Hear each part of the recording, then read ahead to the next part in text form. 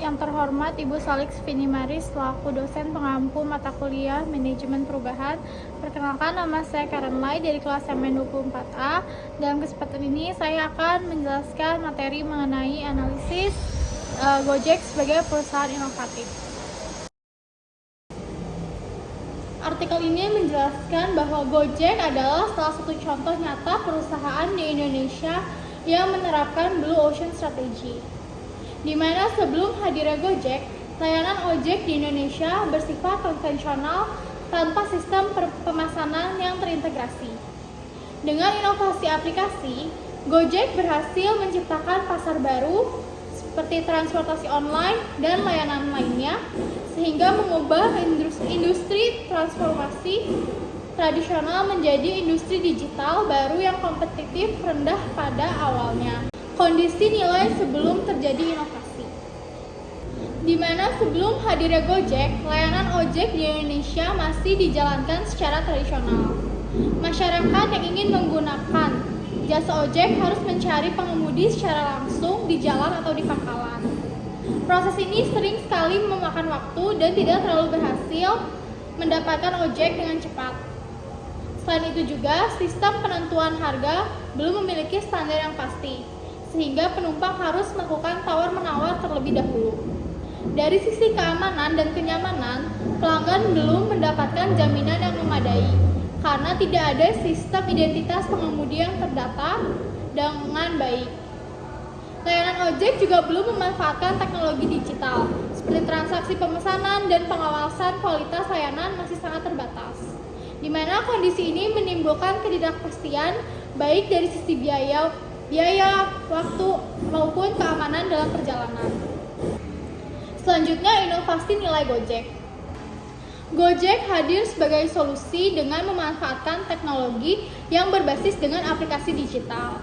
Melalui aplikasi tersebut, pengguna dapat memesan layanan secara cepat dan dapat mengetahui estimasi harga sejak awal.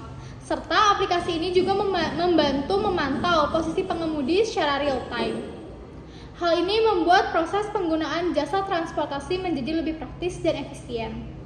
Selain transportasi, Gojek juga mengembangkan berbagai layanan pendukung seperti pengantaran makanan melalui fitur GoFood, pengiriman barang melalui fitur GoSend, dan juga sistem pembayaran non-tunai melalui fitur GoPay.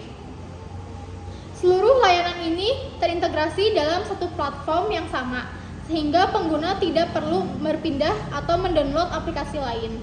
Inovasi ini juga tidak hanya meningkatkan kenyamanan pelanggan, tapi juga membuka peluang ekonomi baru bagi mitra pengemudi dan pelaku UMKM di Indonesia. Selanjutnya ada kerangka 4 tindakan, yaitu Eliminate, Reduce, Rise, and Create, di mana penerapan Blue Ocean Strategy oleh Gojek terlihat melalui 4 tindakan utama. Yang pertama itu ada Eliminate, di mana Eliminate ini dilakukan dengan menghilangkan ketidakpastian taraf, proses tawar-menawar, serta kesulitan mencari ojek secara manual. Dengan sistem aplikasi, semua informasi sudah tersedia secara otomatis. Lalu yang kedua ada Reduce, di mana Reduce ini bertujuan untuk mengurangi waktu tunggu pelanggan, resiko transaksi tunai, dan ketergantungan terhadap pangkalan fisik, sehingga pelanggan cukup memesan dari ponsel mereka tanpa harus datang ke lokasi tertentu.